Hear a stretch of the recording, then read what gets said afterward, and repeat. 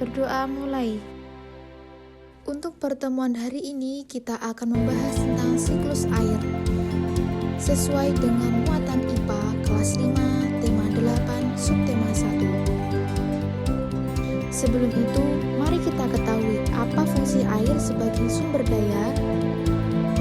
Untuk yang pertama, fungsi air sebagai sumber daya bagi manusia. Untuk yang pertama, air bagi manusia berguna untuk kebutuhan hidup sehari-hari, seperti untuk minum, untuk mencuci piring, untuk mencuci pakaian, dan lain-lain. Selanjutnya, air bagi manusia berguna untuk sarana irigasi sawah.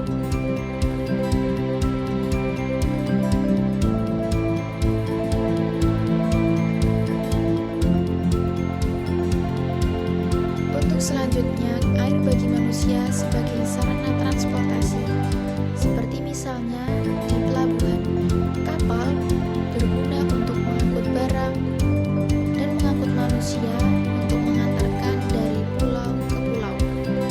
Selanjutnya, manfaat air bagi manusia yaitu sebagai tenaga pembangkit listrik atau biasa yang disebut dengan PLTA, pembangkit listrik tenaga air.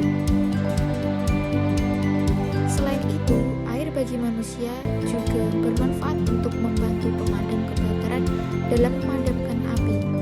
Pembahasannya selanjutnya yaitu fungsi air bagi tumbuhan. Air bagi tumbuhan berguna untuk proses fotosintesis dan untuk pengangkut zat hara.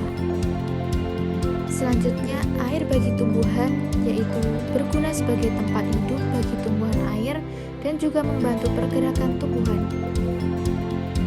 Pembahasan selanjutnya yaitu tentang fungsi air bagi hewan.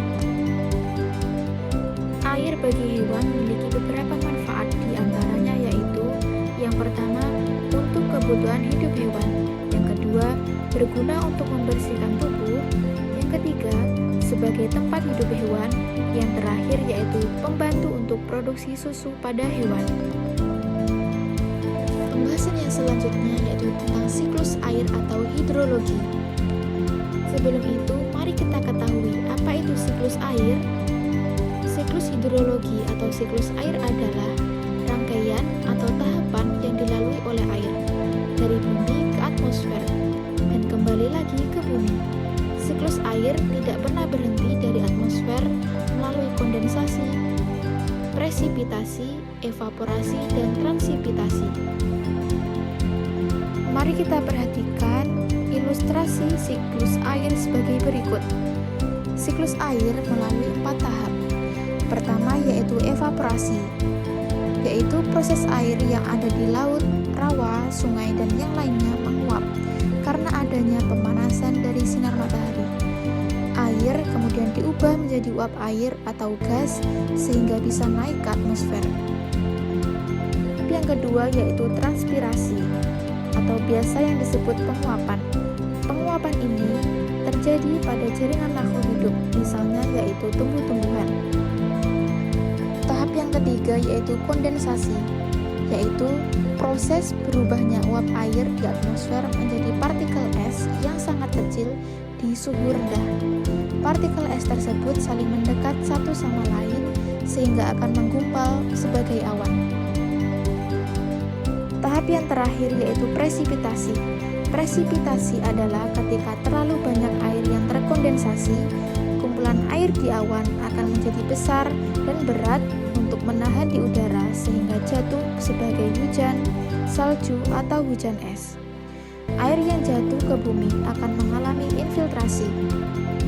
Infiltrasi adalah proses meresapnya air ke dalam tanah. Infiltrasi menjadi salah satu faktor dalam siklus hidrologi yang berperan penting dalam mendistribusikan air hujan. Infiltrasi sangat berpengaruh terhadap limpasan permukaan, banjir, erosi, ketersediaan air untuk tanaman, air bawah tanah, dan ketersediaan air untuk irigasi pada musim kemarau. Secara umum, infiltrasi dipengaruhi oleh berbagai sifat tanah dan vegetasi. Video pembelajaran ini bersumber dari buku tematik kelas 5 SD Kementerian Pendidikan dan Kebudayaan tahun 2022, tema 8 Lingkungan Sahabat Kita. Video pembelajaran ini bersumber dari buku tematik kelas 5 SD Kementerian Pendidikan dan Kebudayaan tahun 2022. Tema 8, lingkungan sahabat kita. Semoga dengan dibuatnya video pembelajaran ini bisa bermanfaat bagi kita semua.